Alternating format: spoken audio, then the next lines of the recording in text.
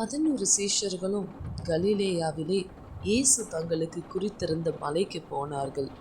அங்கே அவர்கள் அவரை கண்டு பணிந்து கொண்டார்கள். சிலரோ சந்தேகப்பட்டார்கள். நம்முடைய தேவனாகிய கர்த்தர் உயிர்த்தெழுந்த பிறகு அவர் தம்முடைய சீஷர்களுக்கு அவர் அப்பியர் ஆகிறாரு. ஆனால் அந்த அப்பியர் ஆகிறதுக்கு அவர்கள் ஒரு மலை மேலே இருக்கணும். ஏன்னா ஆண்டவர் அவர்களுக்கு நியமித்திருந்த ஒரு மலை அது. ஸோ ஆண்டவர் நமக்கு நியமிக்கிற இடத்துல நாம் இருக்கும் பொழுது என்ன நடக்கும்? தேவனை நாம் தரிசிப்போம்.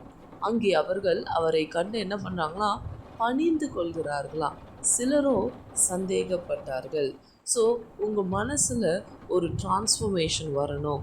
அப்போ தான் பார்த்தீங்கன்னா உங்கள் வாழ்க்கையில் ஒரு டிரான்ஸ்ஃபர்மேஷன் வரும்.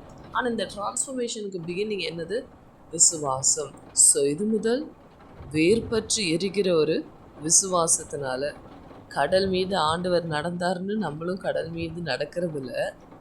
ஆண்டவர் நம்மளை கடல் மீது நடக்கும்போது சுமந்து கொண்டு வருகிறார் என்பதை புரிந்து கொண்டவர்களாய் நாம் நடந்து கொள்ள வேண்டும். ஆமேன்.